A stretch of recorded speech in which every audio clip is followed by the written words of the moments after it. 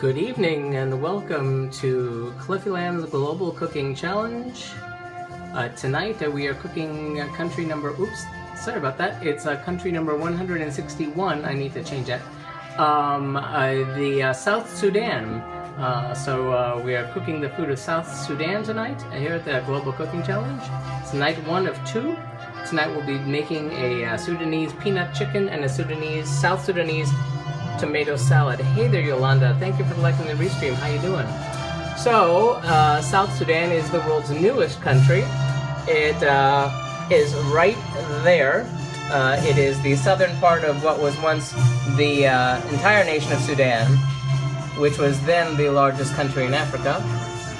Became independent in 2011, and we are listening to their national anthem, which I believe is just called their national South Sudan, oh yee. Like, hey, South Sudan. So, ooh, there's my big face. Okay, so let's get this party on the road. We can get our lenses going here. Can never tell which one is the right side. It is not easy to find South Sudanese music. Let me tell you that. We're having issues. Okay, technical difficulties, always at the beginning.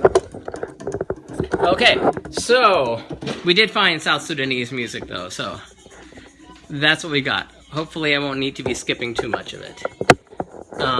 So again, today I plan on doing two things: this salad and also the peanut chicken.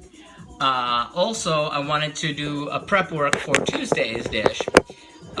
Which is going to be a crepe-like dish with because I need to ferment the dough or the batter for it.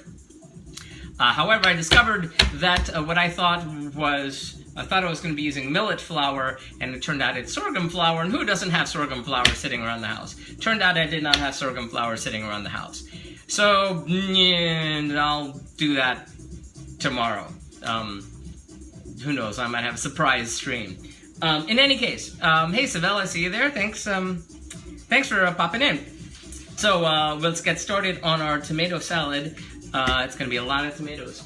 Also, it was tricky finding foods that were specifically marked as South Sudanese, since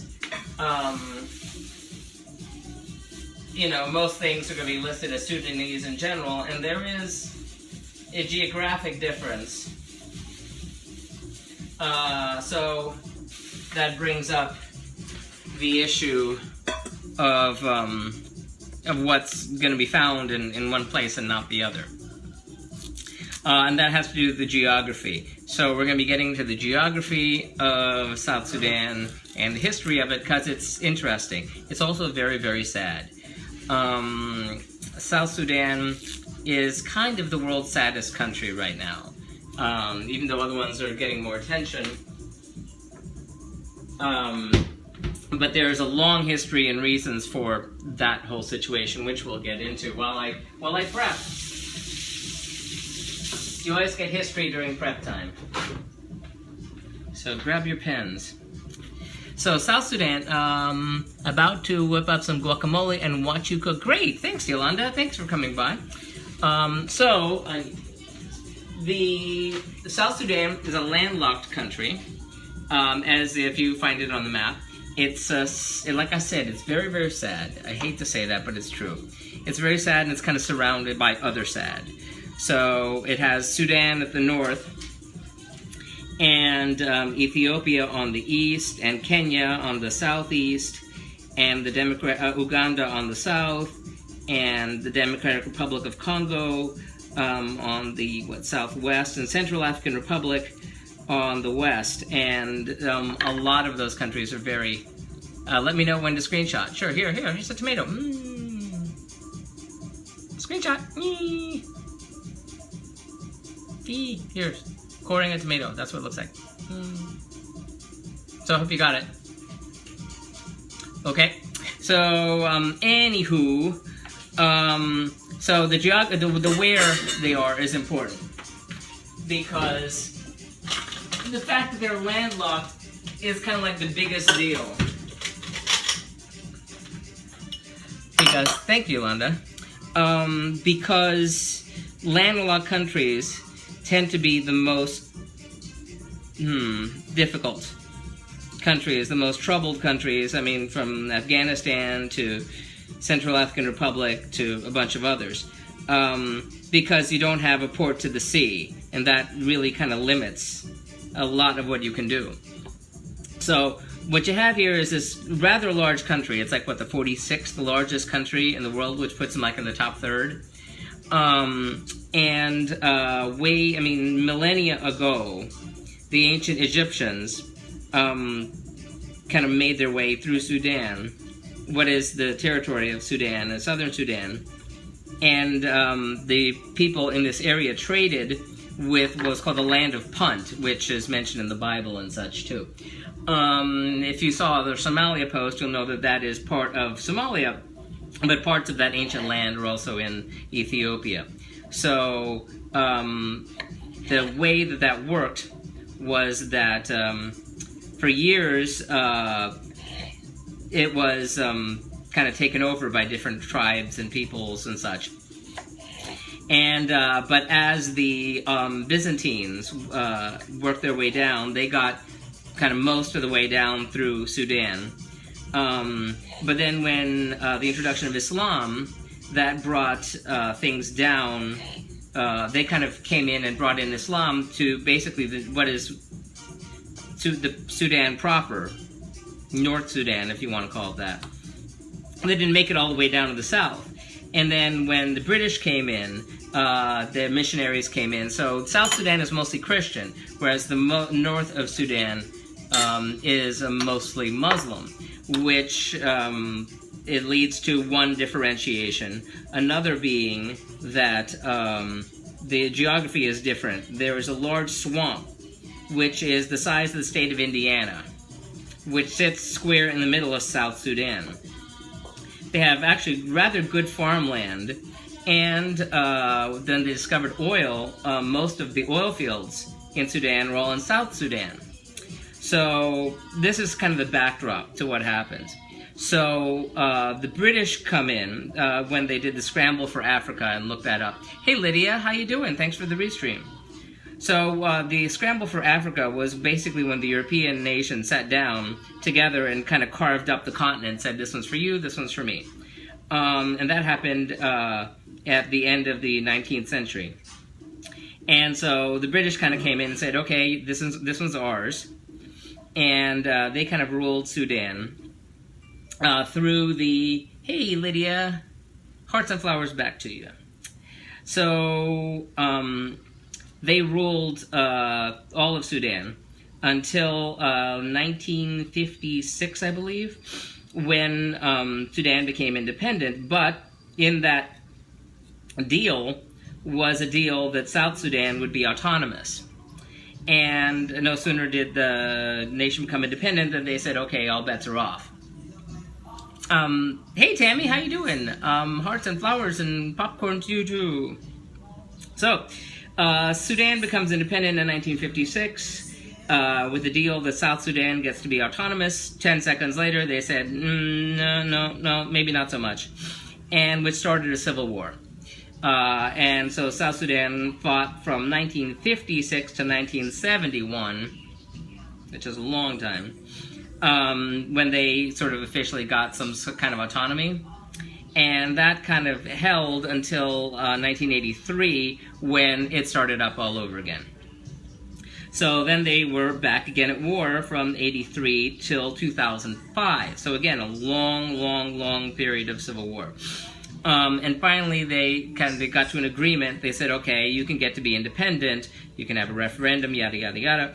Transitionary period. Finally, Santos, hey there, thanks for the restream. So finally, South Sudan gets to be independent in July of 2011, being the world's newest independent nation.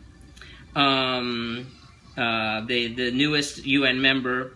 And things seem to be kind of going okay for about 10 minutes. But they still don't have much going on in the way of being able to have a stable country right from the get-go. because they had all this oil that Sudan, you know, I mean, they let go of their best oil fields. But South Sudan said, well, listen, we've got the oil, now you need to pay us for this oil. But all the oil, since they're landlocked, had to go out some way. And part of the problem with that was that it had to go through other countries to get out. And that's where the problem is. Because Sudan said, no, we're not paying that much. And South Sudan said, well, screw it. We'll just, you know, you don't want to pay us? Fine, you don't get any oil. But then it was kind of like one of those cutting your nose off to spite your face deals. Because since they couldn't sell their oil to Sudan and couldn't get out through Sudan, it kind of all kept getting progressively worse. So their economy started to tank, and then all sorts of instability happens, and then it got really sad. So I'm going to use this as a salad bowl. So therefore they have been in sort of a state of chaos since 2011. And the saddest thing is that what's called the Failed State Index rated South Sudan as #1. They took the sad prize from Somalia just in the past 2 years. So it's very tragic. It's very sad. I recommend anyone go to Doctors Without Borders and make a donation if you can. Every time I go through one of these sad countries, I stop and do that. They are doing some good work in South Sudan, and they need it. So if you can, you know, muster, you know, a few bucks, send it their way, because it's a really sad situation, and hopefully someday it will be resolved, because like I said, they have all this oil that they could sell if they could get it out, but they don't have the money to build their own pipeline. They have to rely on other people, get things out through Ethiopia or where they can, and they have, you know, very good farmland. So if things were stable, they could, you know, have a decent shot at it. Is this, what am I thinking? Is that, yeah, sorry, my bad. So that's my little, you know, Jurgen, hey there. Good day to you. Hey Danny, good seeing you. Who we got here? Raymond, thank you for the like and the restream. So that's the, you know, information about South Sudan. So I always mention my global traveling friend who went to every country without flying when he started his epic journey to get his Guinness World Record for seeing every country in the world without flying. South Sudan wasn't even a country yet. So he'd already done all of Africa and spent, you know, well over a year trying to get to the Pacific Islands and the Indian nations in the Indian Ocean, and had gotten all the way out to the Pacific when they said, hey, there's a new country. It's like, oh my god, you're kidding me, I have one more I gotta do, and you have to book it all the way back to Africa. Serena, thanks for the restream. So finally South Sudan was his, was it 201st country that he went to. As I mentioned, we're doing the origin story here, if you are new to the challenge, is that yours truly never learned to cook. Did not cook for some 30 years until I finally got off the dime, and I cooked a dish from Afghanistan in 2012 and decided I would do a dish. I'd cook food from each UN member state in alphabetical order, one country a week, until I got all the way through to Zimbabwe, which would take about 4 years. And so this is week number 161. I apologize, it did not change the number right up here. But everything has been blogged on Facebook. Cass, hey, thanks for liking the restream. And Dia Violet, hey, thank you for liking the restream. Sorry, I never sent you links. I'm really sick. Sorry about your not feeling well. This is certainly the time of year for that. I've been sort of walking through a low-level cold myself. But I did manage to run my 11 miles today, so I did 11. Yay, 11. This one goes to 11. But that's probably why I sound kind of hoarse. And my throat is not 100%. We're listening to Kachipo, which is Kachipo of South Sudan. So we found something that's officially South Sudanese.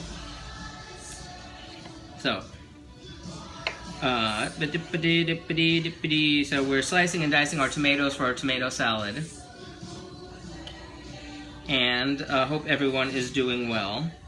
The food of South Sudan is pretty much the food of, you know, I mean, you could confuse it with the food of just about, you know, most parts of Africa. Because there are some elements are just the same. They have beef, they have chicken, they have some fish, but it's not ocean fish, it's like perch. Is that Thule? Thank you for the like. Yes. And but there are lots and lots and lots and lots and lots of peanuts. And like I said, they have fertile farmland. So they can grow a whole lot of different stuff there. They grow millet and sorghum and cassava, aka yucca. There's, just like in most parts of Africa, they will be eating a thing called pap, which is sort of like a porridge. Hey, Thule. I hope I'm pronouncing that right. Pap, which is sort of like a stiff porridge, which all throughout Africa you'll see it. And I only tried to make it once when I cooked Kenya. And I kind of made a disaster trying to cook something like it when I did Sao Tome and Principe, which I had my highest Meerkat viewership that day. So, hold on.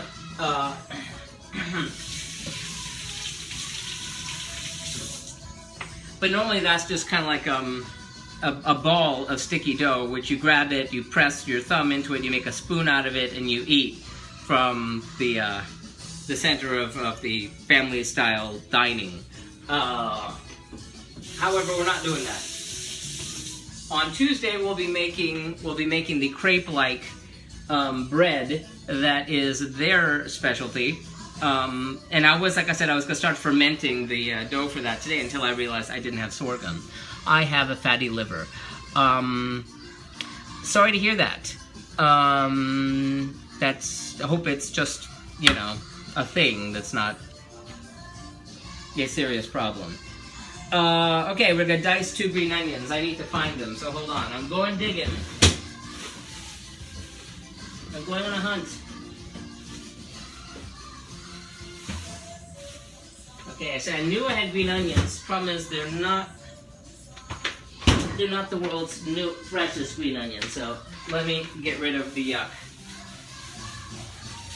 Hold that thought.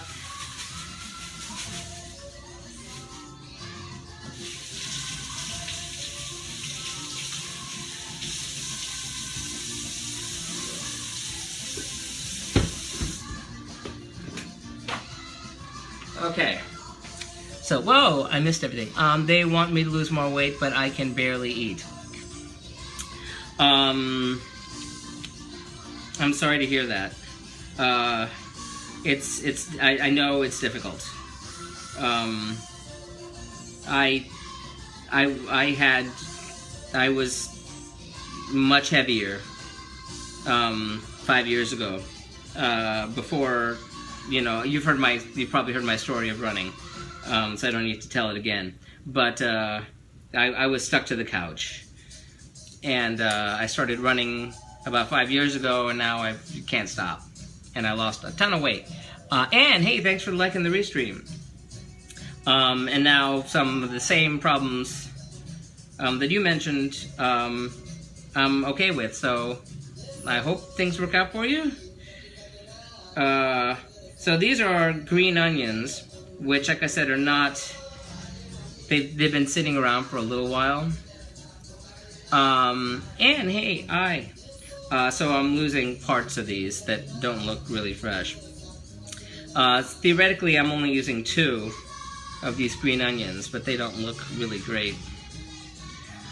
So, I'm losing the green parts. basically. What you making? I am making 2 dishes. The first one is a Sudanese tomato salad, and then we're going to be making a Sudanese peanut chicken. You know, kind of simple.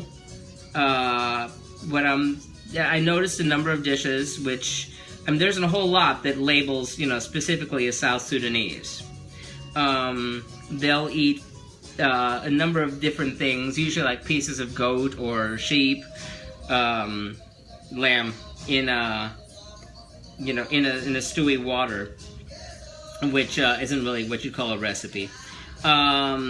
Also, you'll be seeing the potato, not the potato, the flatbreads, the kind of crepe-like bread on Tuesday, but not today.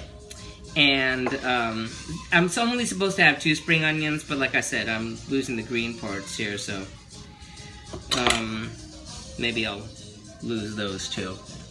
I'm gonna go, I'll tweet you later. Love ya. Thanks, Cass. Thanks for coming by. I very much appreciate it.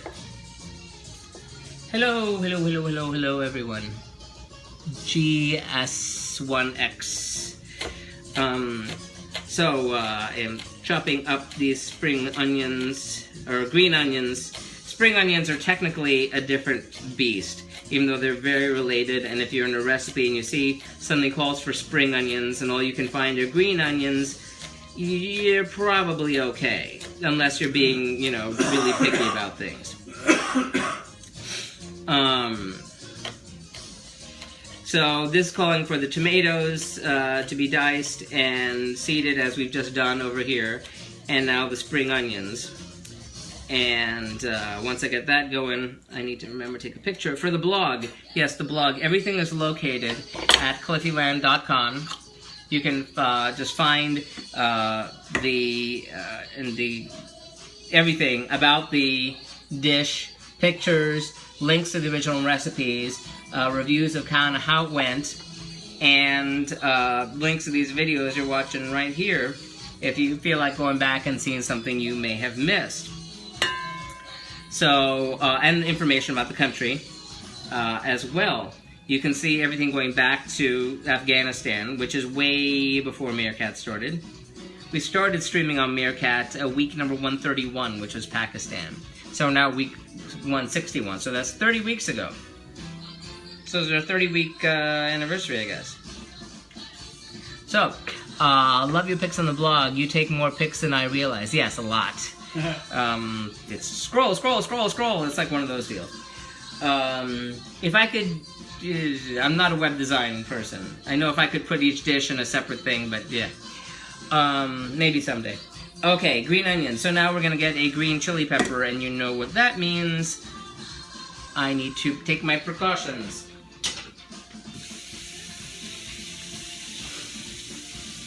One is to wash up. Be right back. Okay. And next is 2. Isn't bad. There was after this I've got some hip-hop artist that's South Sudanese, so I don't know how that's gonna fly. It didn't look terribly promising, if I'm being honest. But we've got to have our gloves for when I'm doing chili peppers, because I don't like winding up rubbing my eyes and going, yow, ouchie, ouchie, ouchie. Let's see if I figured out how to put on a glove now. Okay. Yeah, that's one down. Oh, hon? Yes. Could you bring that down 1 notch to 24? Okay. I always have trouble with the left hand. I'm doing something very wrong. 24. Thank you. Okay, that's the right way. Yes. It's when my hands are wet from washing my hands that it becomes a problem. 1 finger. 2 fingers. 3 fingers. No, that's not the right way. Wow, this is always embarrassing. I'm not criticizing, I appreciate all the photos. I didn't realize you do is a compliment. Yes! Yeah, this was, the meerkatting was, you know, I was watching back in March, you know, other people do stuff. And I thought, how could I possibly work this, you know, could I deal with people watching me fail at putting on a rubber glove? I mean, could that happen? Could I deal with it emotionally? And I guess I can, because I'm doing it right now. Okay. Okay, got them on. So, one sad little chili pepper. I put it in here, yay! So, since, I mean, I couldn't find a green Thai chili, because those are not found in this neighborhood. So, Serrano is going to be it. That's it. Yes. The husband did the grocery shopping for me today. Everyone, applause for the husband. Okay. So, we're going to slice and dice our seed or chili pepper. So, slicing thusly.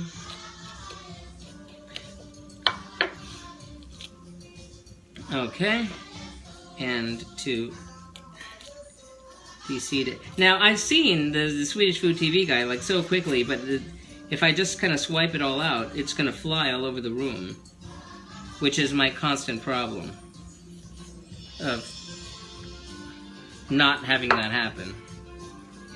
The OCD takes many forms, and that is only one of them. Great job. You get them on Cool, It, Fantastic, Phenom, and Cook. Great, thank you. Good you're wearing gloves cutting that chili, yes. Yeah. Yes, like I said, I learned that the hard way. And, you know, and it took a while, because it happened to me, like, more than once. Where I was, like, cooking with chili peppers with my bare hands, and then afterwards, like I was rubbing my eyes or something in pain. And you think I would have learned, because when I was a little kid, I mentioned this before. I mentioned everything before. When I was a little kid, I was at family friend's house, and I saw, oh, they have this cute little plant. Oh, it has this little red fruit on it. Oh, look, if you rub it, the seeds come out. Oh, that's interesting. And then, you know, I was rubbing my eyes and, you know, putting my hands in my mouth or something, and I was like, oh my God! It was like, you know, red hot chili pepper. I was just saying, oh, look how cute it is. You rub it, the seeds come out. Learn the hard way. Okay. So now we've got the seeds out of view. That, when you take out the seeds, by the way, it makes it less hot. Oh, I was wondering about the OCD. You don't know it takes a... Well, I was wondering about the OCD. Oh, I didn't know it takes other forms. It takes all kinds of forms. All sorts of things.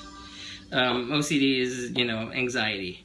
It's an anxiety disorder, and so it isn't just like, oh, I need to go check the stove, you know, 6 times and turn on the light 7 times. I mean, it can be that, but, you know, it's different for everyone. I mean, for me, it's, you know, it takes a lot of different forms. So one of them's like lists. So I need lists to follow lists, and so, you know, doing a country a week feeds it quite nicely. But also it's, you know, the anxiety side is like, I need to do all of it. I need to have it all. So like when I was a kid, went to the cafeteria, like not the school cafeteria, but the, you know, like the old-timey cafeterias. And I was just like, I want this and this and this and this and this and this and this and this and this, and you can't eat all that and this and this and this and this. No, I have to have them all. I have to have all of them. You know, that kind of thing. Sorry, my food is ready. Okay, well, thanks for coming by. See you later. Enjoy your meal. We'll still be here for a while because we're still in the prep mode.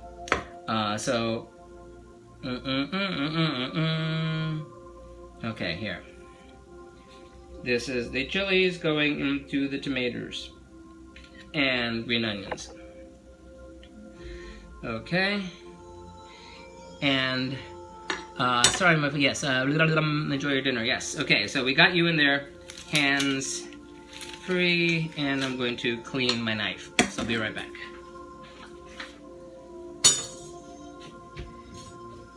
Is this still the same thing? It is. Wow. Okay, and I'm gonna clean my cutting board. Do you ever cook without us? That's a good question. At this point, no, not so much. What do we get out of this boring video? Well, you can stay or you can go. But if you stay, you'll see through till the end as we make our dish from South Sudan. Dinner should be ready in about an hour or so. So that. And you'll see the finished product if you feel like sticking around and leaving, coming back, or just going away, period. Billy, thank you for the like. Parsley. So now we're gonna need to get 2 tablespoons of parsley going, and I don't need that. Okay, I have trash. So I have to make sure I have the parsley and not the cilantro, because that would be different.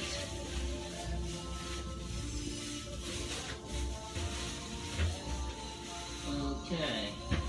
Neither of these are brand new. Okay, if we ask what the difference is, laughing my ass off. Okie dokie. Thank you for the restream, R3 person. And Pandy, you're so frank, love ya. Well, you know, that's me. Okay, quick, check. Which one is parsley, which one is cilantro? Can you tell? Because one is one and one is the other. The quick way you can tell is if the leaves and the edges are pointy, it's parsley, and if they're rounded, it's cilantro. So there's this, which looks rounded, and the parsley I know is older. We're not looking so great. Actually, that looks like the cilantro. You'd think I would have labeled it, wouldn't you? They both look the same. That is parsley. That's parsley all around. Okay, I'm gonna go make dinner. I'll try to come back, Flippy. Bye, you're awesome. Thank you, Tammy. Hey, Kathy, thank you for the restream. Yes, I'm pretty sure both of those are parsley. Just one came in after the other. So, hey, I can go with a fresher one. How cool is that? So, here we go.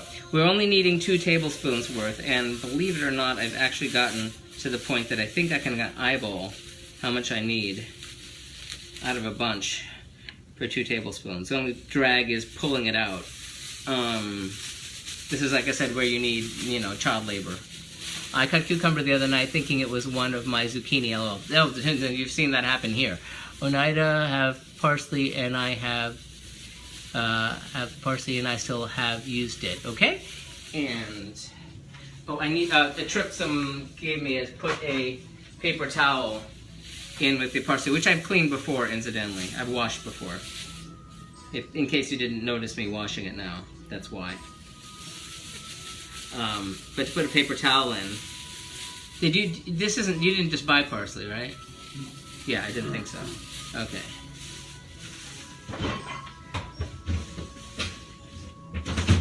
Okay. Hold on. Dead soldier. Okay. So now we peel these suckers. Or not peel them, but de-stem them. So we're trying to get to 2 tablespoons, and we'll be chopping them up. This is, you know, the basic tomato salad, but there is a special twist in the end, which gives it the African, or specifically in this case Sudanese, South Sudanese elements, which you'll see at the end, which comes in the form of the dressing, which is going to be a little different. My parsley is a month old. Yeah, that can happen. You have a long name, Pika person. Thank you for the like. Yeah. There's I'm always raving about this website called The Tasting Table, but I love them and I keep finding them, new things from them every day. And they had a thing which was what to do with your leftover parsley, and which was very, very handy. One of the things said make a tabbouleh, which is an Arab dish, which is basically a parsley salad. Is it hygienic to have your ring on? I wash my hands constantly, so it's okay. And yeah. So we have, but you can make a tabbouleh, and there's a number of different things, and the website is very handy. And they are at thetastingtable.com. You can find them on Facebook. I love them. They also had a thing that they posted, like what to do with all your leftover basil. And that one of the suggestions for that was to make cornbread. Ooh, need to see that. Yes, just go find them. Just Google it, or check it on their page. They had like 10 things you could do with your leftover parsley, and the tabbouleh was the top one. And I had all this parsley, but I said, you know what? In that case, I just made a tabbouleh the night before for Saudi Arabia, and I made a tabbouleh back for Lebanon too. I think it was. Into the darkness. Hey, thank you for the like. So now we're going to chop up our parsley. And again, if I had a mezzaluna, this would make things a good deal easier.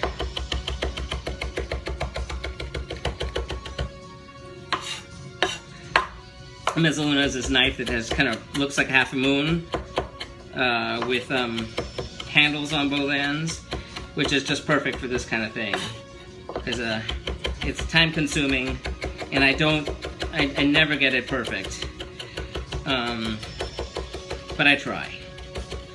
And that's the important part, because like I said, when I started, I couldn't boil water.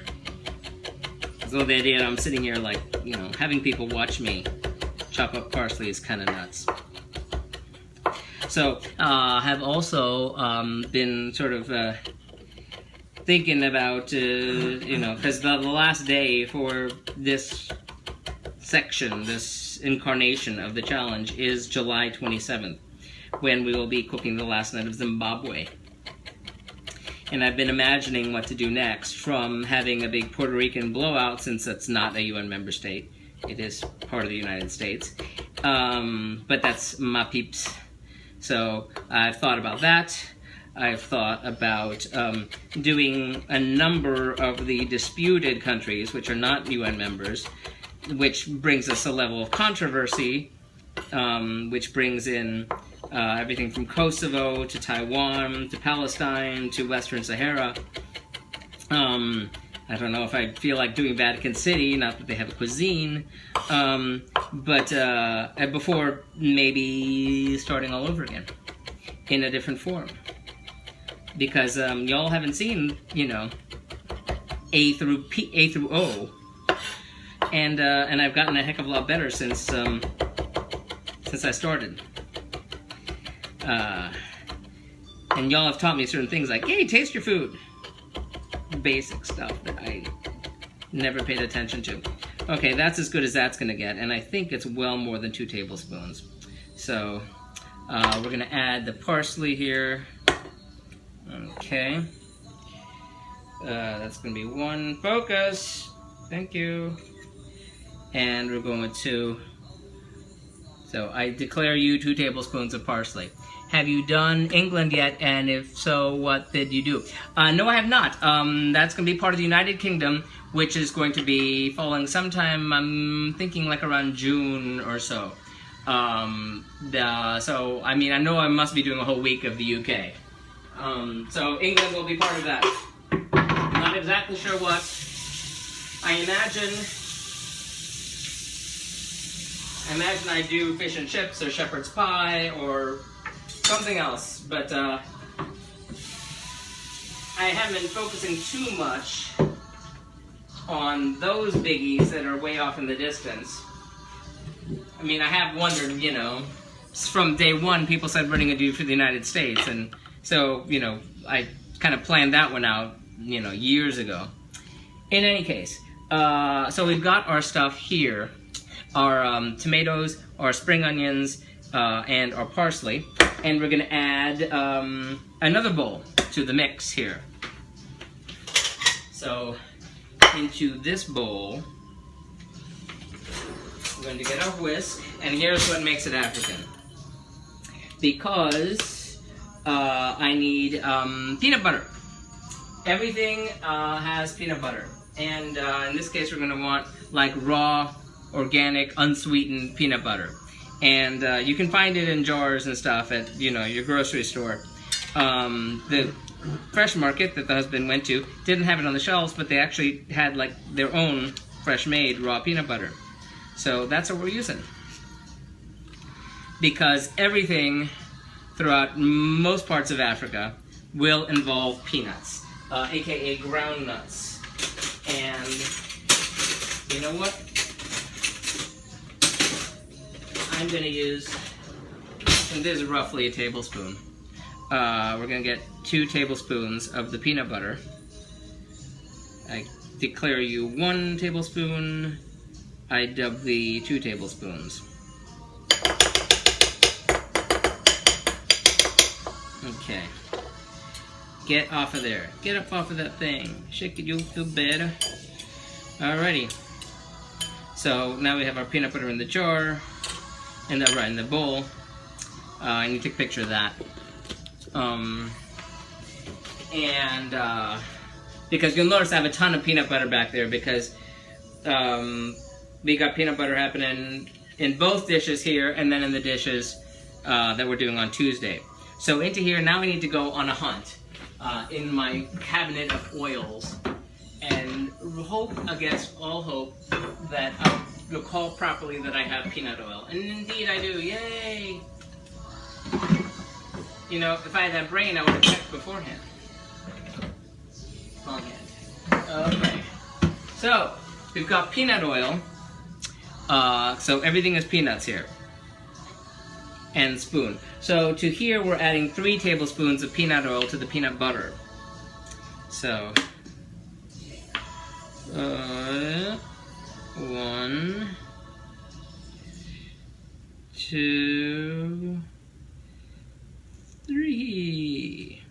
Now this dish I cut in half from what the original recipe called for, because that made like 6 servings and only 2 of us here.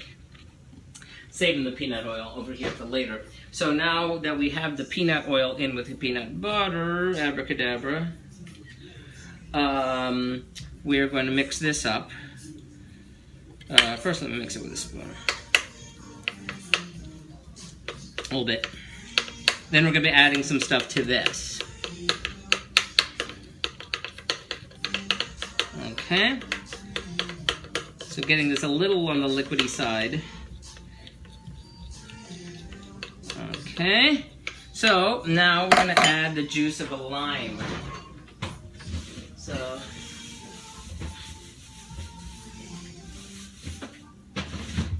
lime. Oh my god, that's a fat lime right there. That lime is probably bigger than my limer. So I'm going to have to use my lemon juicer for this one. That's a fat lime. Okay. So. Okay. There you go. So people are going to wonder on the blog saying, but he's holding the lemon juicer. I don't understand. It's like it's a fat lime. So we're adding the juice. Nope, sorry, my bad. Wrong place. It'll be there eventually. We're adding it in here. It's going to the peanut butter. And picture time. Alrighty. And more squeezy squeezy. Okay, that's 1/2. That's a juicy lime. Did I thank you? Yes, I did. Okay. And number 2. Okay. And so now that we have that, yes, I need to add salt. So technically it's about a 1/4 teaspoon. Did I? Normally I wouldn't measure. At this point I've gotten kind of, I've become another human being. If you notice from the beginning of the blog, I couldn't cope with something that wasn't exact. Now I'm like, yeah, I could throw it in, but we're going to adjust later. So salt goes in here. Alrighty. And I'm going to whisk this. Actually going to whisk it. this could be the dressing. So we've got, again, peanut butter, peanut oil, lime juice, and salt. And I need to taste it, because I need to taste it. You people have taught me that I need to taste things. Okay, am I right? Am I right? Yes. Okay. Getting all creamy. So, time to taste. Okay, stay. Okay. See how this goes. Cheers.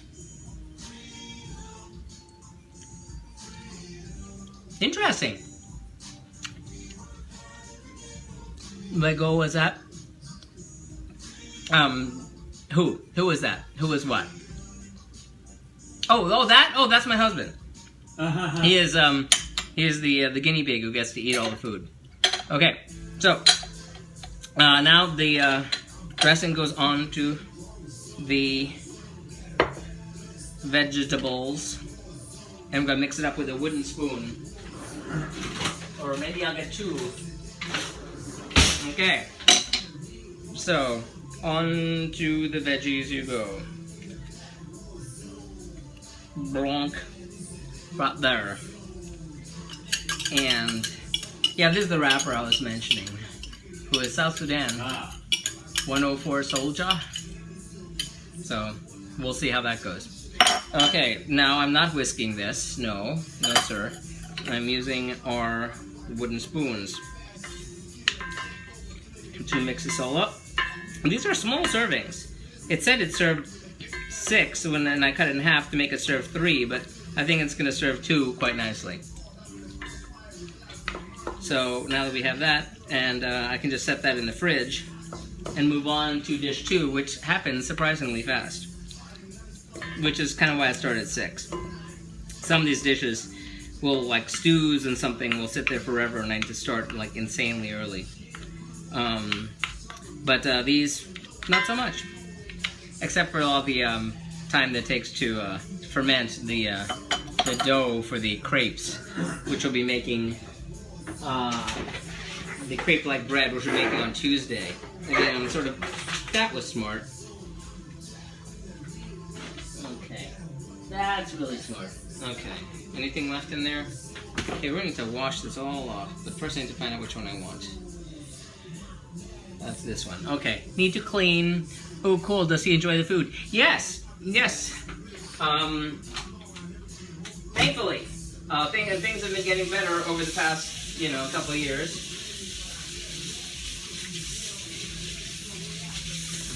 As I've gotten better at this. People ask, oh, what's your favorite thing? And we're always like, I don't know. Because there's been a lot of really good stuff as of late. So, lucky that way. So we're going to take a picture of you, and we're going to cover with our magic lily pads. See? Lifts and separates. So this just goes in the fridge, and I will clean off the other ones later.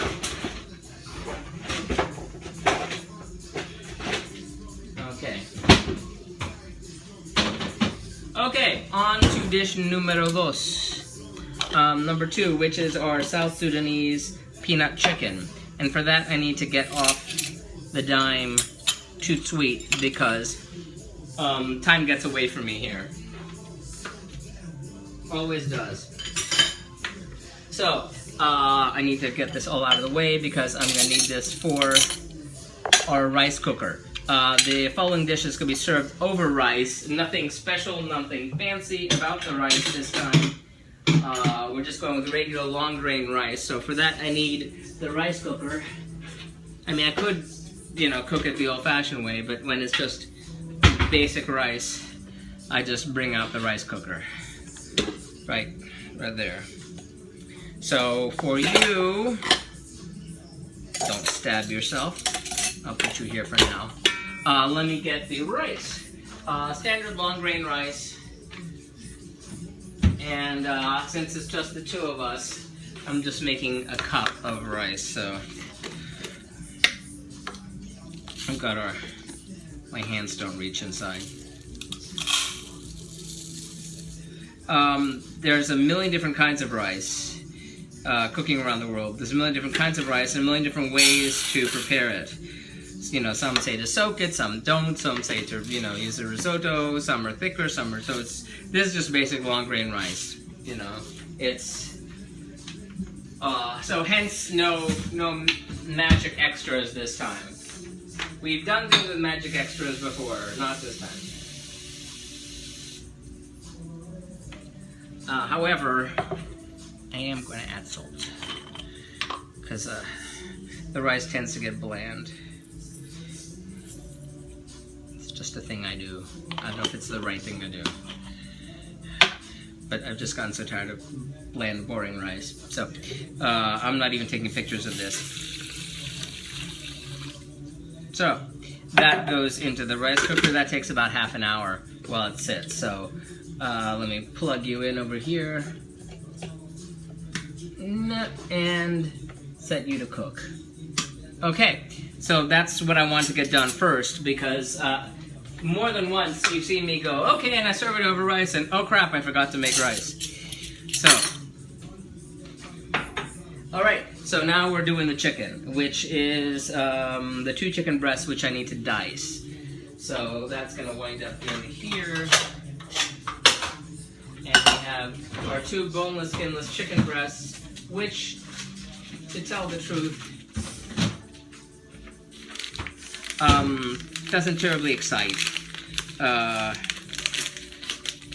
because it tends to, I don't know, cooking chicken breast, the stuff tends to dry out, which I'm not crazy about. You know, people have said different tricks and whatever, and it always tends to be kind of okay, at best. So I've cleaned the board, and I'm going to clean it all again later, but first,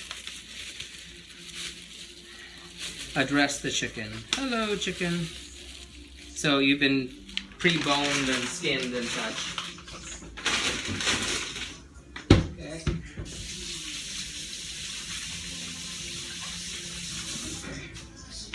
Okay. So this sucker is going to get diced. Now, if I had a sense, I would have put that on my obsessive-compulsive cutting board that has measurements on it, but I did not do that. Been a number of things I've read that talked about how to best serve chicken breasts, but that doesn't go with this particular recipe, because that would involve breading and such. I cleaned this off, yes, okay. So, so we're trying to dice some. I'm trying to do slices and then cut them again later. So I hope everyone's had a good Sunday. Happy the world did not blow up today, which is always good news. And if you're in the United States, I hope you are have good and happy plans for this upcoming Thanksgiving week. Like I said, night 2 of cooking the food of South Sudan will be on this Tuesday, which we'll be doing 2 dishes then. We'll be doing the meat crepes, not the meat crepes, the sorghum crepes, which I think is called kissa. I think it's called kissa. Kishta maybe. And that is going to involve me fermenting flour. So, and wow, those are big. Yes. Yeah. Well, if you read anything about poultry in the United States, getting bred to have bigger breasts. America likes big breasts. So, yeah. One of the things about the, you know, I haven't done the non-global cooking thing about how to make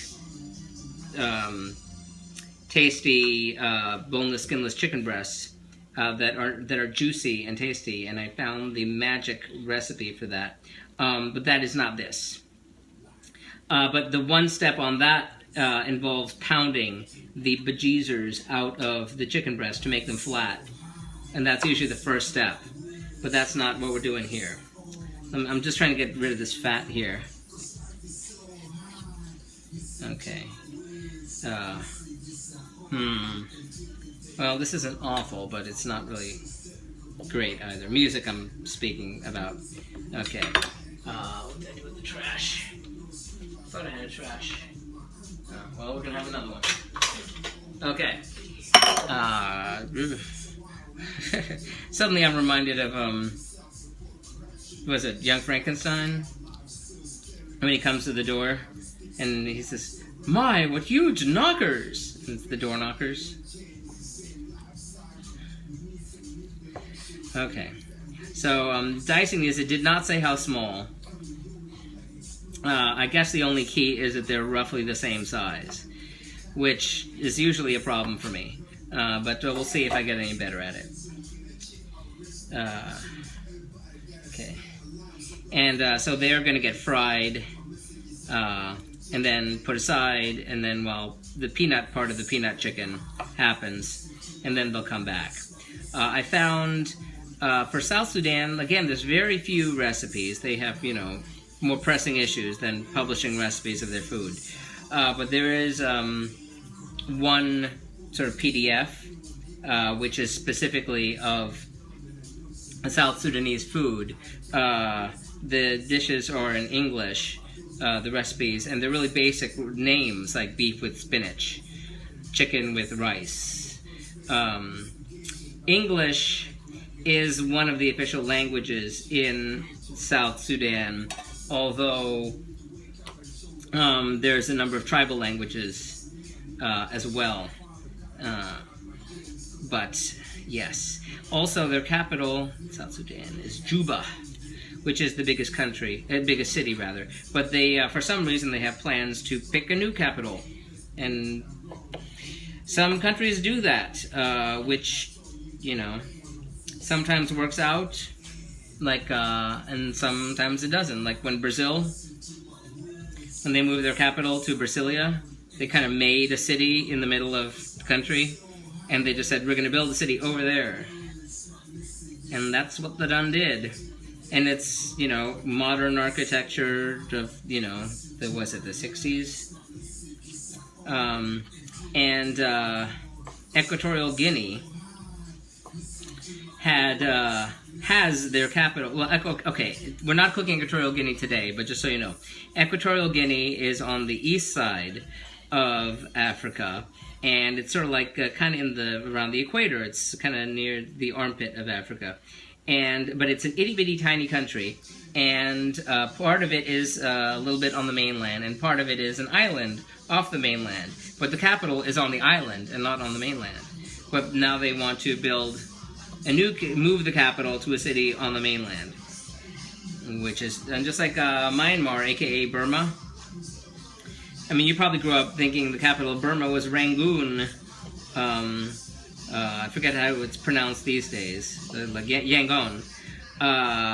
But they done moved it to a city like somewhere square in the middle of the country. I don't know. I saw someone pronounce it Naypyidaw, but I thought it was Naypyidaw. But in any case, it's this big old city they built in the middle of nowhere, and it's huge, and it's got like 8-lane highways, and you can stand in the middle of it for like a day and not see a car. It's kind of crazy. So, you know, South Sudan is thinking of moving their capital. Good luck to them. So sometimes, you know, you'll see people move capitals to, you know, like whoever's the leader this week will decide that their hometown is the capital, and they move everything to what was Nowheresville. And they've even see things from space, where you see, you know, like Africa by night, and you see the lights, and you see the lights are in the major cities, and like not where there aren't people. But then you see it over time, and so when, you know, President XYZ is president, you see lights show up in this one little town, and then when President XYZ isn't president anymore, you see the lights go out in that little town. So there's all sorts of strangeness that happens. I'm also following another fella who's making his way around the world. He's trying to outdo my friend's Guinness thing. He's trying to do the whole world without flying, uninterrupted, in one continuous journey. My friend had to interrupt his journey a couple times because like his sister died, but he went back and picked up where he left off without flying. In any case, this dude is STUCK. He was stuck in Gabon. He finally made it to Sao Tome and Principe today. He was having all the trouble in the world trying to get over to the Democratic Republic of Congo, but he can't get into Equatorial Guinea, no matter how hard he tries. Lost in the riot. Hey, thank you for the like and the restream. We are dicing up some chicken breast, and doing a so-so job on keeping these the same size. I know what I'm not doing right. But you know, there's time pressures, and y'all are watching. So we will get to the bottom of our chicken soon enough. So this is going to be our peanut chicken, which is dish number 2 from South Sudan here. No, still the same artist. Yeah, so our first dish is our tomato salad, which is sitting in the fridge. You did not see. And by the way, if you have any questions, feel free to ask. Prep time is always the best time for questions, because I'm always like, I'm not having to focus on something burning, or so I can answer your questions if you have any. Incidentally, again, everything is at clippyland.com. You'll find the pictures of everything, links to the original recipes, links to these videos here, information about the countries, and you can catch up on all the countries A to S. It's country number 161. There's more S countries than any other letter. So we've been in S for a long, long time. But here we have our diced chicken. You are not a machine. You're doing great. Thank you, my good woman. Okay. Time to wash my hands. Spare us all from botulism. Or what's it called? Salmonella.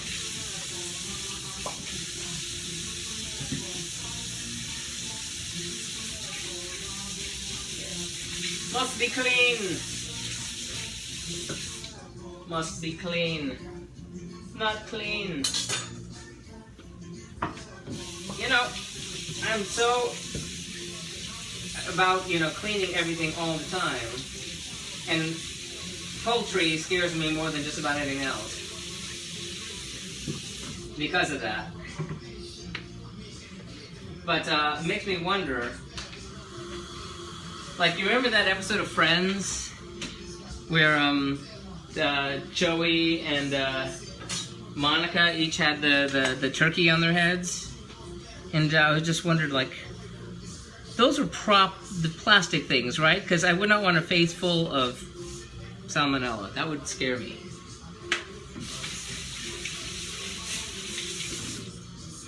In fact, on last night on Saturday Night Live, they had Matthew McConaughey with his hand in a turkey dancing around, and I was thinking, I really hope that's plastic. Okay, so speaking of chicken. Okay, so dicing an onion. Onion. Ooh, that's a big one. Big old onion. Oh, you know what? That I didn't do before. I sharpened the knife before I started cooking, but I did not hone it, which was a bad move. Okay. So, hello from East London. Hello, Anthony Pasta. Greetings. It must be late there. Thank you for coming by. East London. Don't think I've been to East London. I've been to the center of London, and I've been to Hyde Park. And then I've been to other parts of England, but that's all millions of years ago. Before the Earth formed, before the continents separated. But you know, as a little kid, I have too much trouble with other cooking. Most people don't clean, and you say food practice. I went through 70 home health aides. Oh yeah. That's, yeah. Scary. And, you know, well, with my whole origin story of almost dying, it's like, you know, paranoid that something's gonna happen. And forget it when I go to restaurants. And my mother used to say, go in, and before you go in, you know, walk past the kitchen. And we did. Sometimes we turned around and said, we're leaving. Just, yeah. Not good. I was in the middle of something. Most didn't wash hands. Only 2 did need to be schooled about chicken. No one knew how to clean dishes. Ay. That's not good. That's not good. It's... yeah, it must be hard finding, like, you know, the right person for a job. Especially when, you know, your health and welfare is at stake. I mean, even finding, you know, the right primary care physician is a pain that is not easy, so I don't think there's an app for that. Okay. I'm just losing the top layer here. Check the bathrooms. Yes. Lately I seem to cook so much better. Yeah, we, hold on. Lately, we haven't gone out to dinner. We went out, went to go out to dinner on Friday. I didn't do a Friday cook. Went out to dinner, ate at a nice restaurant nearby. We've cited celebrities there before. Not this time, but it was very good. It's Tommy Bahama, of all places. Which, if I hadn't gone before, I would have said, nah, I'm not going to Tommy Bahama, give me a break. Tommy Bahama, I think it was like, you know, these tacky shirts that exemplify our local lifestyle here, which is very much a Jimmy Buffett experience. You know, kind of faux Hawaiian shirts and lots of golf. And but the weird part about this restaurant is that you have to go in through the clothing store where they have clothing and sort of lifestyle bric-a-brac. So you're walking like between the shirt racks and everything to get to the hostess table. And then, you know, you get seated and the food is really great and the service is out of this world. It's just really, really good. Shockingly good. I would not have imagined that Tommy Bahama would not be my favorite restaurant in town. Many seem to cook so much better. Said I had none that was like us. Primary care, LOL, mine is pissed. My insurance doesn't pay, and voiced his opinion to us. Due to me, we are 5 whole that people that see. Oh well, that's, yeah, sorry about that. Anthony, thank you for the follow. Yeah, sorry you're having all that trouble there, Lavender Femchi. That's a total drag. That hope things work out. Yeah, it's, I mean, the world is full of, you know, upsetting stories along those lines. So, my thoughts are with you. Meanwhile, I hear my rice a-bubbling here in the rice cooker as we dice our onions. Okay. And, see, that's what I hate. Stuff gets everywhere. Stay. Get back in. But yes, when we ate at the, Hats was going on, I was like, they don't have food. Okay, there you kind of lost me. That is going on. I was like, they don't have food. Who doesn't have food? There you lost me. There's always this 30-second delay on Meerkat too. So, I mean, I found this on both ends of Meerkat, where, you know, you write something, like, and then 30 seconds later, the pronouns, whatever is being discussed, has changed, and then everyone gets confused. So, it's the nature of the beast. Managed care doctors are used to making money they can't anymore. It's an adaptation. Yeah, it's not good.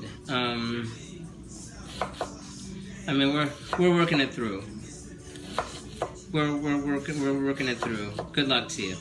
So this is the song South Sudan by this artist 104 Soldier. So he is talking about his country, but I can't let you listen to it because should the if I let anything go for like more than a second or two, the copyright gods at YouTube jump up and say, "You're using someone's copyrighted music. Your video is blocked in certain countries," or something like that. I'm like, "Yeah, brother." So that's another reason you don't hear me play, you know, just random top 40 stuff on here, like I did before, because that really activated the copyright gods, angered the copyright gods at YouTube. You know, they're gonna be going to bat for people on the fair use business. Prince won't like that. I don't know if that went on the Supreme Court with Princess thing. Where are you from? Me, I am Puerto Rican. I am from Miami. We are in Jupiter, Florida, which is about 2 hours north of Miami. So, soy puertorriqueño. I grew up in both, you know, mostly on this side of the water, but spent a lot of time growing up on that side of the water. Oh, I didn't know that. Typo, the doctors make money, not food. Oh! Well, yes. Oh, this is interesting. I like the sample. Oh, what song is that? Han, are you there? No. Okay, never mind. That's crazy. If you're not primary music, who cares? It just notices it and says, oh, you can't put ads on there. You know, you'd have to put an ad for that music on there. So if I did a video of the cat with one song, they'd want to put a link saying, hey, you can buy the song at, you know, iTunes or something on it, not like let me have an ad, which kind of makes sense because that's, you know, someone else's work. But when it's just a couple seconds, it just triggers the music scanning thing. And then you have to go through this whole business of, you know, filing complaint. The only one that didn't go through was this Bulgarian one that I had. But that's a different story. Okay, so all we really have here is chicken and onions that we've chopped. And that's kind of it for the... No, it's not. No, it's not.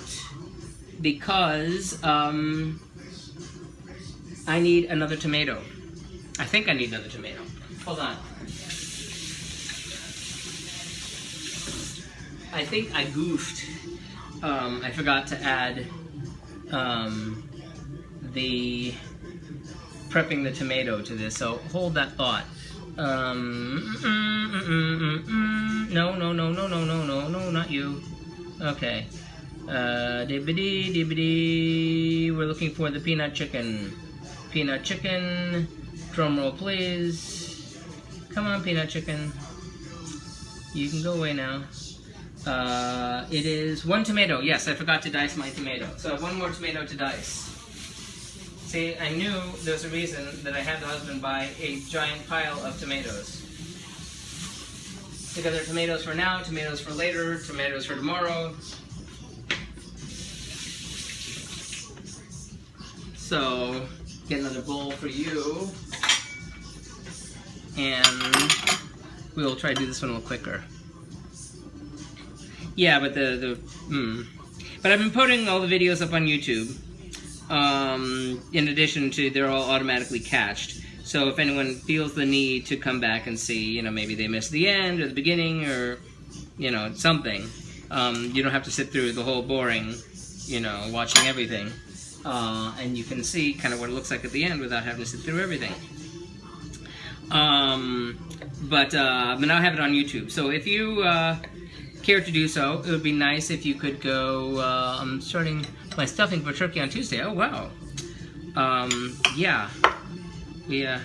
I'm gonna be doing that basil cornbread that I made as a bonus dish, unrelated to the country of the week, because it was so stinking good. I'm making 2 of them. But anyways, 12:14 UK time. My goodness. Yes, you're a night owl.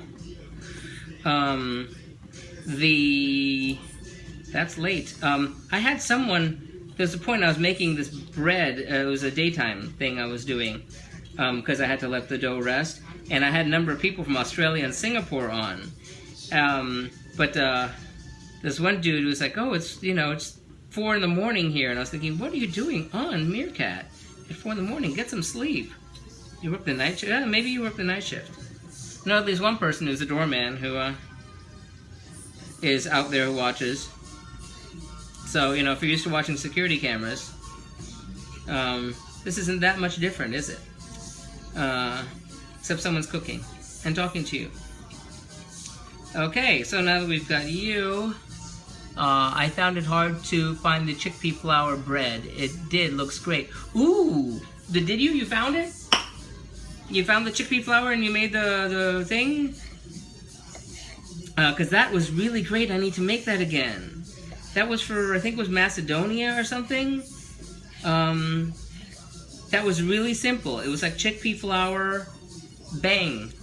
That was it. Chickpea flour, and then heating up the oven to like 1,000,000 degrees, and making the flat, and with the batter like a big old crepe just across the entire griddle or pan, and then stick it in the oven and then take it out, and it was so good. And in fact, I was thinking about it just now when I was going through my flours, and I found the chickpea flour that I still have. I thought I could do that again. But when? Because I'm always busy cooking the next country, than to go back and do one that I've already done. Which is why I'm thinking,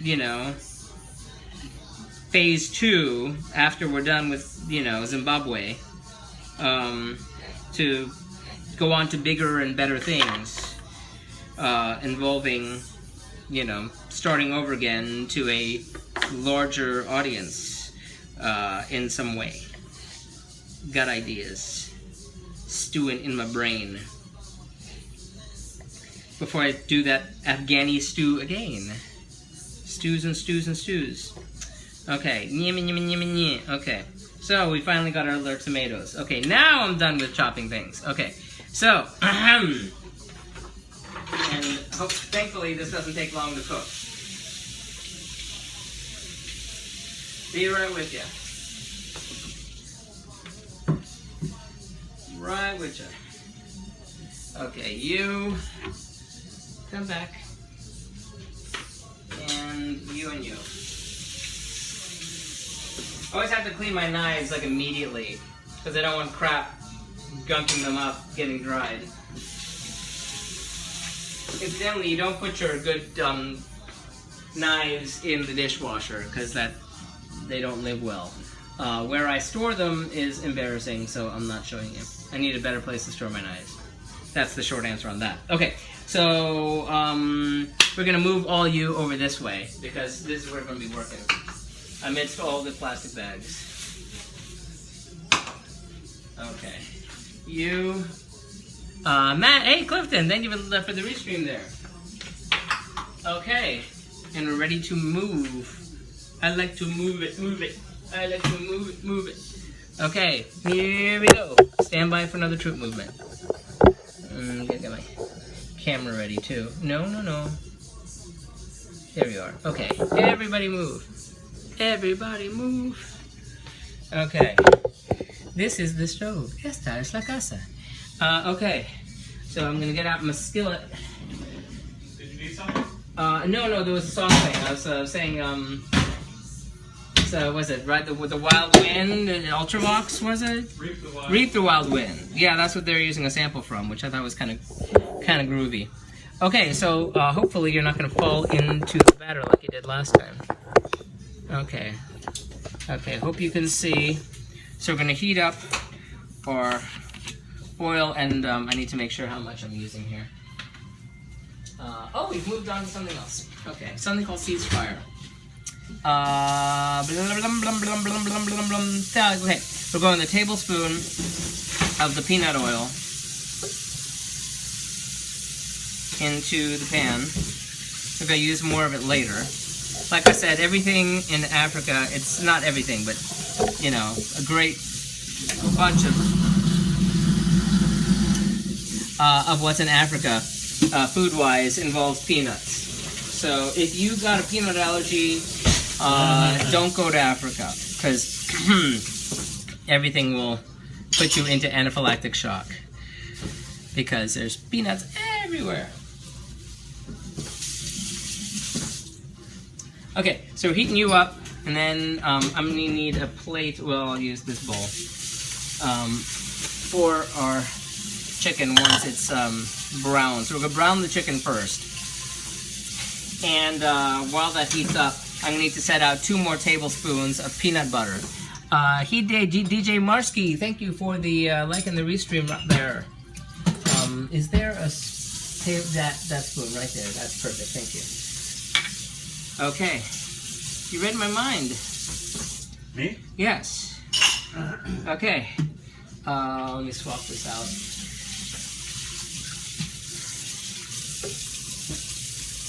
Okay. Fresh towel.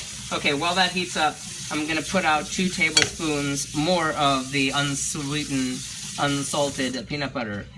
Good day to you. Good day to you. Good evening. Good night. Good morning. Good afternoon. Good evening. So 2 tablespoons of this peanut butter. Come on, you can do it. Let go. Okay. Like I said, everything is peanut butter. In fact, we got 2 jars of peanut butter because the dish on Tuesday uses a megaton of peanut butter also. So we're going to be set on that front. Also, the African dishes are very spicy. They can be. Depends what part of Africa that you're looking at. This is not. Well, I mean, the salad has the hot spices in it. West African, sub-Saharan West African food, and West African food in general, from what I've seen, has very spicy. In fact, if you look at the world, you'll notice like around the hot places, around the equator, you'll find that's where all the spicy food is, because it's really hot. You eat the peppers, you sweat more, you cool off. When you done, I want some. Thank you. I'll be done in about half an hour. I never tried South African food. Is it indigenous cuisine? Good question. South Africa was last week. The food is complex there because it is so many different peoples. You have the Dutch, you have the British, you have the indigenous peoples, you have Indians and Southeast Asians all there, and they all have their own food, and they all sort of, the people mix. The food is enjoyed by all, but I didn't see a whole lot of fusion type stuff.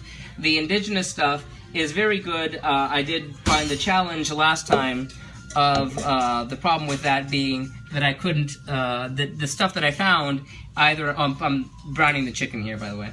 The food I found for South Africa that was indigenous, the problem, yes, was that it was either involved proteins, like offal, that I couldn't find, or it involved produce, which was like certain greens or vegetables that I couldn't find, and or it was very much like food of neighboring countries, which I've already done.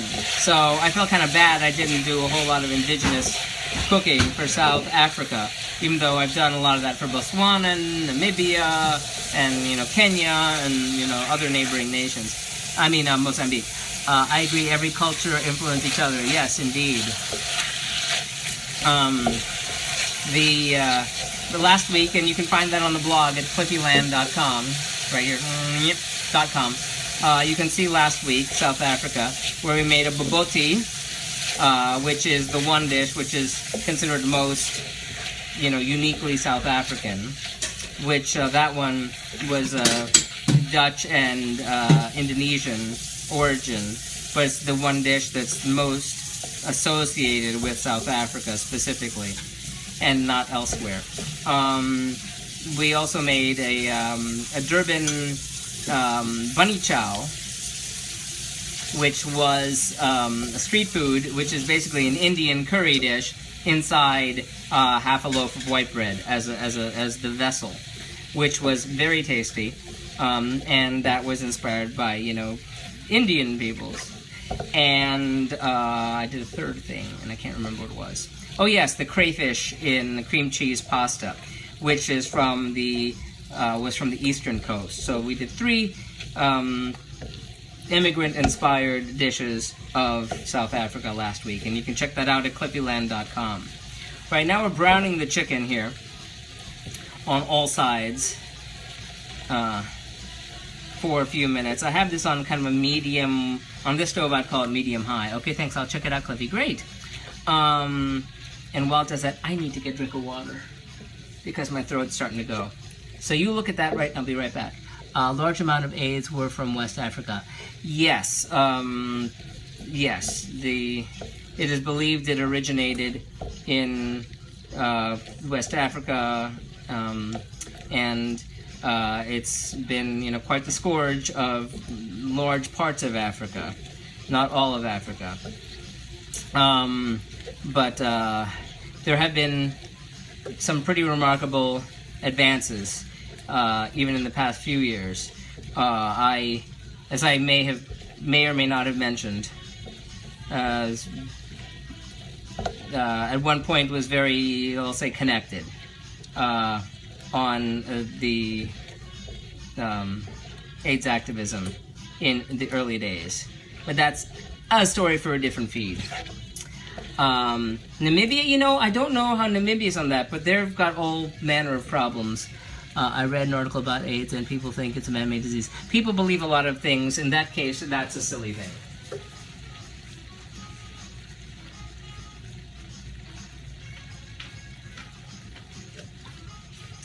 Anywho, blah, blah, blah, blah. Yeah, but regarding South Sudan, like I said, very, very sad place. Infant mortality is very, very high, but they are the #1 in the country in maternal mortality.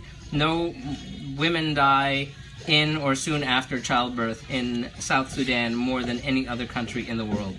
So if you have a minute, if you have a couple bucks to spare, go Google Doctors Without Borders and give.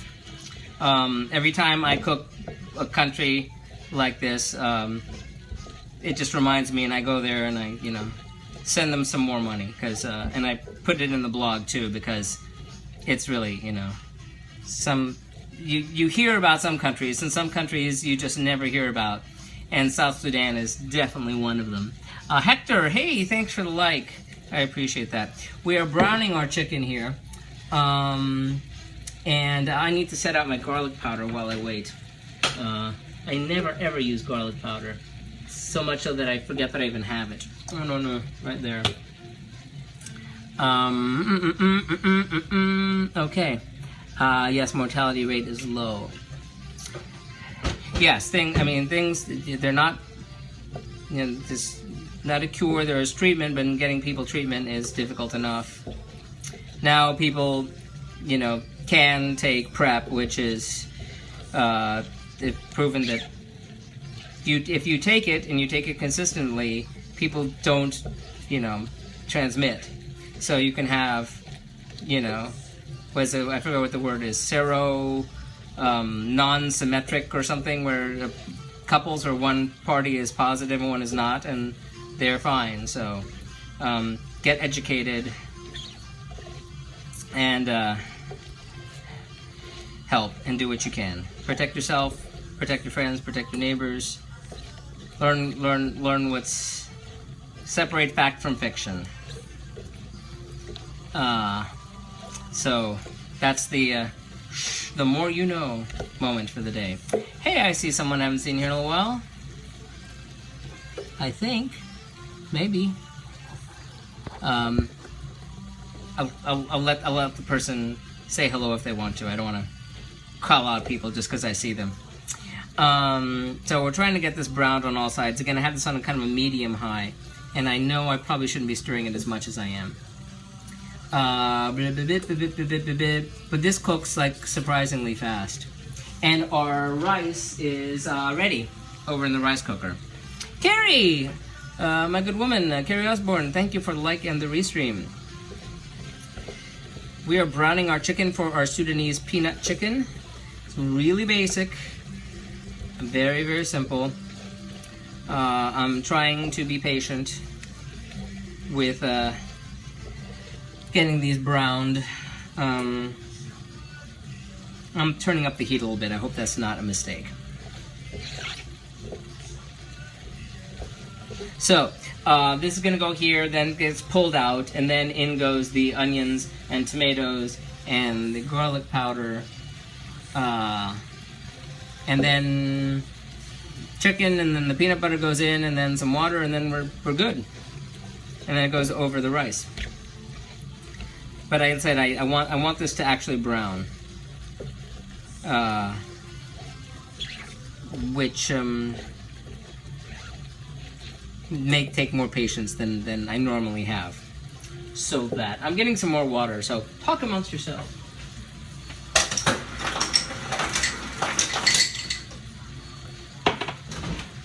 Hope you had a good weekend, everybody. This one was uneventful. Oh! Saw a good movie.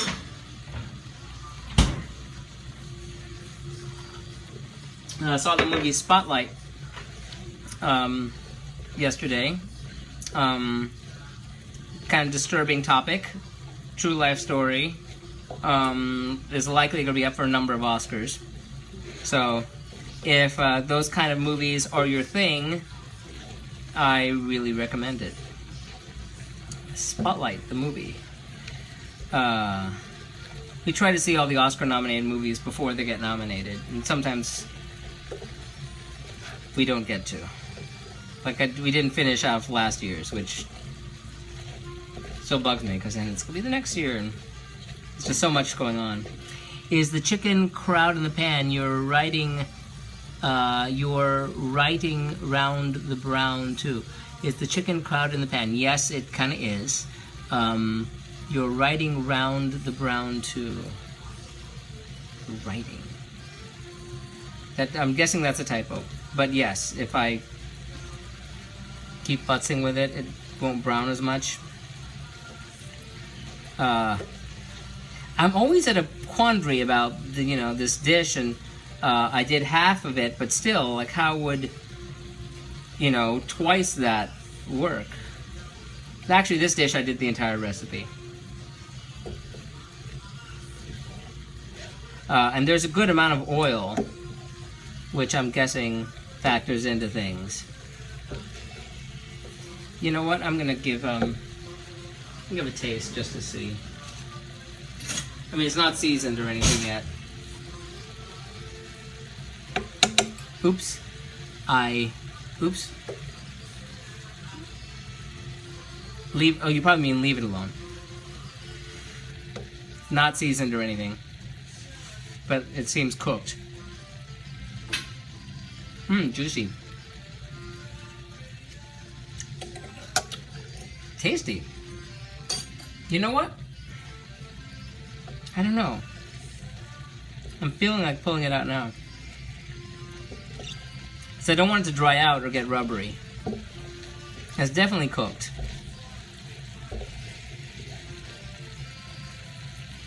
I'm thinking. And it's getting late. Did I put in? No.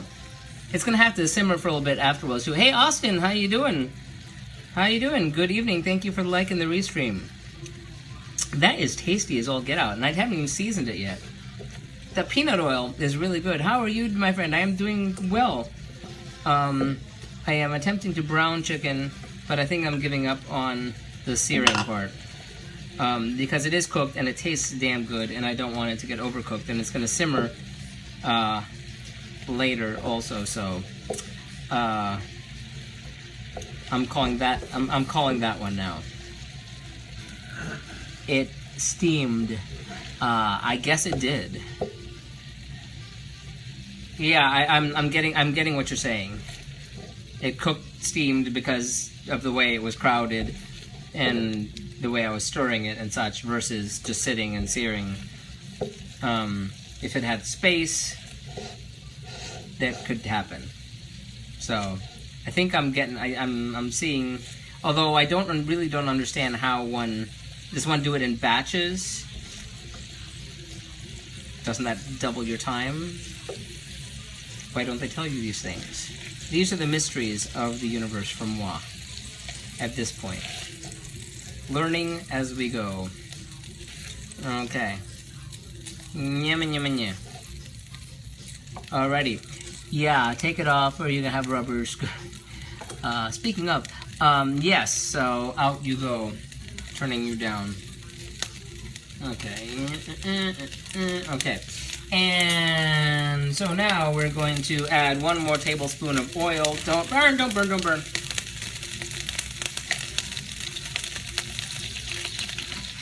Stop. Stop doing that. Okay. Alrighty. And we're going to add the onions. And the tomatoes. And a dash of garlic powder.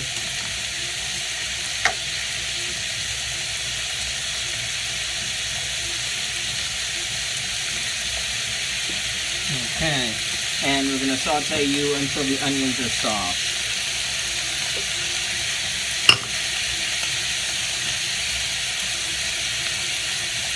They don't tell you in cookbooks. No, they don't. See, that was, I mean, the whole I didn't cook for years thing. Because, I mean, obviously in 30 years, I made vague attempts to do something. But every attempt resulted in some sort of crap. Why didn't the cookbook tell me what that is or how to do that? And I'd get frustrated and I'd quit. There are so many plots I saw. Fringe pans that were super huge in Jamaica on the side of the road. Cooks, yes. Bigger than the biggest Lake Crescent. Yeah, for the, what we're going to be making on Tuesday, the bread, the crepe bread, I'll be discussing this again on Tuesday, so, you know, I apologize, you'll be hearing this part twice. But the video of the, you know, woman in South Sudan making the crepe-like bread was, she's got the fire in some sort of drum with sort of like a steel flat thing on top. And it's rather large, and she's just pouring it out and doing this whole thing that's about, you know, like that big. You know, and I see on the shows, you know, they got the big vats, but I was wondering, like, the base is always the same size. It isn't like you have a burner that's, you know, yay big. So, I don't know. Oh, the Crest website tells you what pan to use. Oh, really? Let me see what you said there. Lay Crested. On Lay Crested website. Tells you what pan to use. Huh, interesting. Send me that URL if you have it. If it isn't just, you know, Lake Crested, I will look that up. That sounds interesting. I mean, I have, you know, X collection, but I know I don't have, like, a medium-sized pot. So every time it says to make something, I was end up using, a pot that's too big for rice, and this seemed like it was too small. But, again, the bottom of it's the same size, so I don't know. This is where, you know, getting actual training would be helpful. Okay, so we're supposed to do this until the onions are soft, and they sure seem soft at this point. So now we're going to add the chicken back in.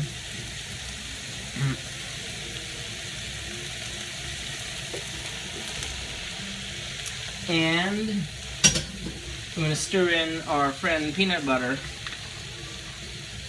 over here.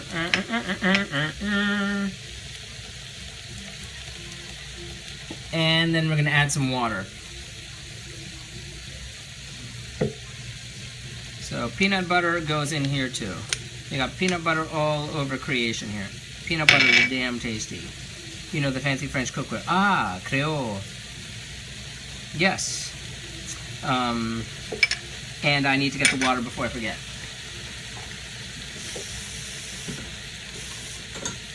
Okay, and half a cup of water.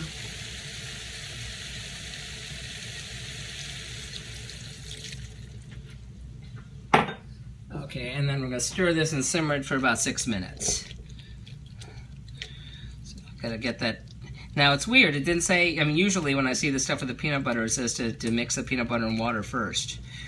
I did not think to do that because it didn't say to do that and it wasn't in my little old brain. So, alas. So we're getting you all mixed up together first. Get that peanut butter off. And I'm trying to get that to bubble so I can then simmer. Okay, everybody happy? All in there? I have leftovers from Monday, that's for sure. Wendy Jean, thank you for the like and the restream. Okay. Alrighty, bubble, bubble, bubble. So we're gonna let that simmer for 6 minutes, and while that does that, I'm gonna get my plates and such ready. Let me give that sucker a taste.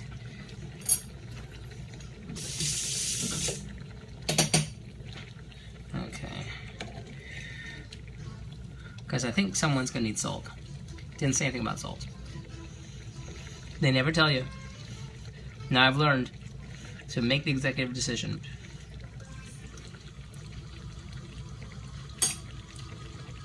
Quite good, definitely need salt.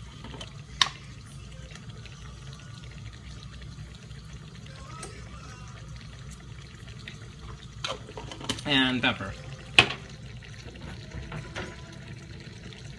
Because.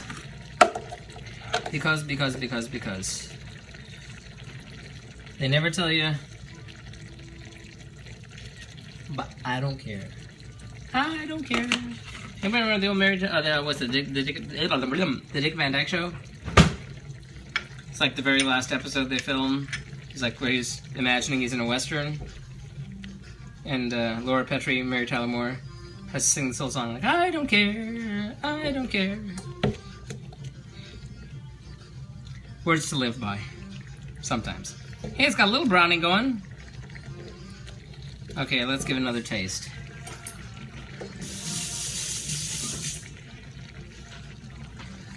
Alrighty. Too high. Down you go. Simmer down now. Yeah, one more time. I'll just let you know again that I wash the fork. I don't double dip. But I don't want to burn my mouth either.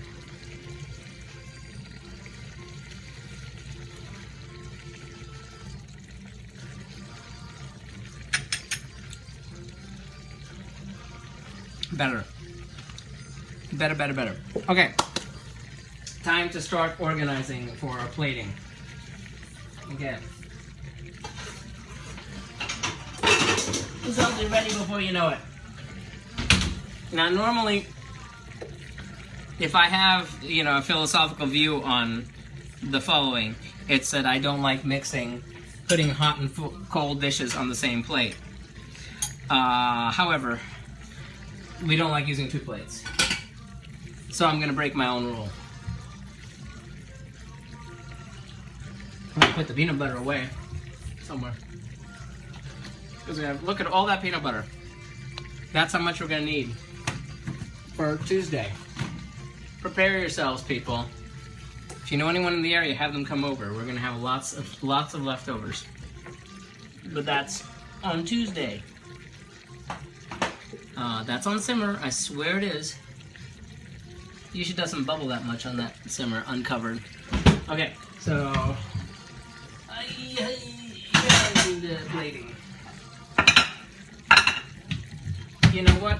I had my whole wheat flour out, ready for the for making those crepes, and that's when I found out I didn't have the sorghum flour. Boo! And part of me thought of doing millet flour. Because I have it, and that's native to it, but I have no idea if it would work. And I don't feel like experimenting with people's traditional dishes, because I don't like getting people from countries X and Y mad at me. Sorry about that, having a moment. Be right back with you. Okay, what are we making? Yes, this, for Stevenson, we are cooking, this is the South Sudanese peanut chicken that we're cooking. In the fridge, we're about to take out the South Sudanese tomato salad So that's coming out now. And our rice is ready over there, so I'm gonna go get it. In fact, you can come with me if y'all want.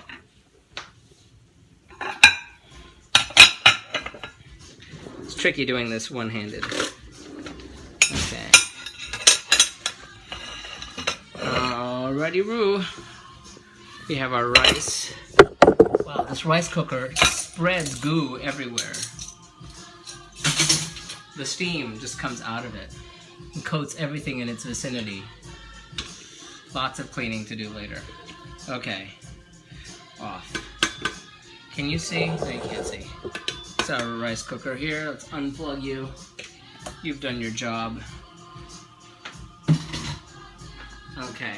So we're gonna plate, put a base of, and I always have to remember, don't burn your hands, of the rice on the bottom of the plate.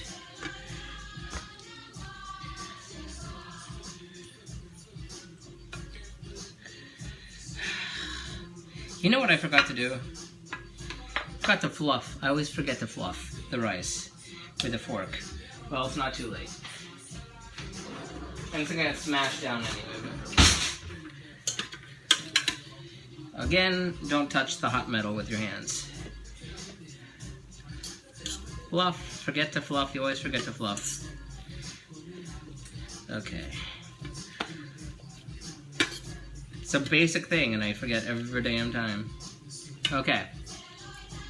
So that's our base of rice for plate number 1.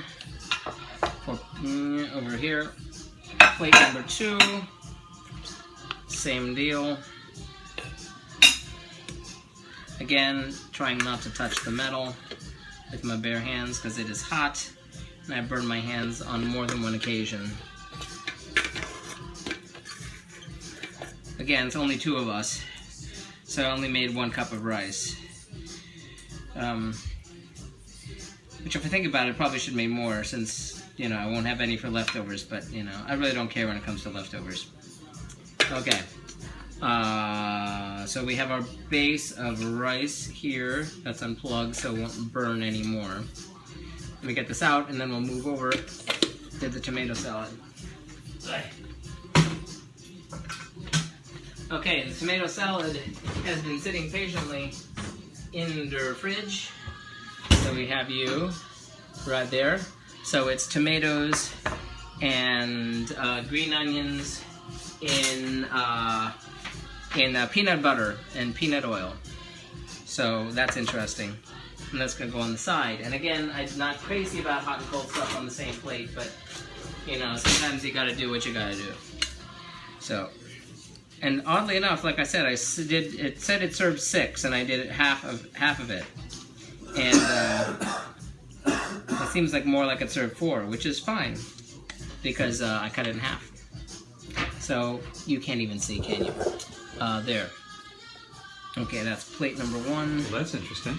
Yes. And plate number 2 over here. Wow, we're using it all. Yay! Fewer leftovers for Cliffy. And coming through. Alrighty. Rice cooker is not going to burn anyone. Thank you very much. Okay, I'll be right back for you as soon as I move. Seems our chicken is ready over yonder. Anne-Marie, thank you for the restream. Okay, so you see our chicken over here is good and ready. Here, this one. Go ahead. No, I just need to grab here. No, I meant the sponge. Thank you. Low on serving scoops here. My bowl is sitting in there, by the way. I know. I would have gotten it out. Sorry. Okay, we're back. Hi. Hey, Topless Baker. Thank you for the like very much. How have you been? It is very late where you are. Good evening. We have our South Sudanese peanut chicken here that we're plating. Let me make some room. It's been simmering for a few. I tasted it earlier. It's delicious. So onto the plates you go. Thusly.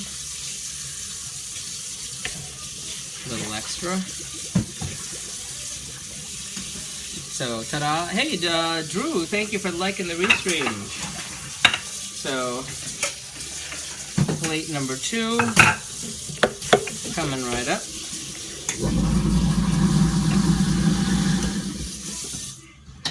Serving here.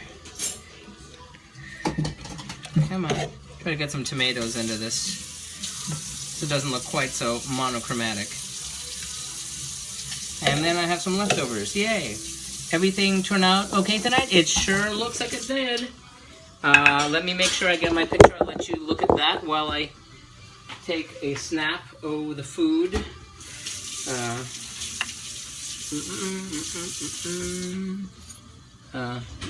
Here. Get up a little. There we go. And smile pretty for the camera. Okay, so we have our South Sudanese dish, meal number 1. Somebody got spotty on the lens. Any case, we have our, okay, trying to get some light correction here. Is that better? Can you see? So we have our peanut chicken. That's way too bright. There. Our peanut chicken and our South Sudanese, where are we? On the back. Hold the hand. Hold the hand. Where's the hand? Oh yes, there it is right there. The South Sudanese tomato salad. So that is our South Sudanese night number 1. So, trying to block the light. Okay, there we are.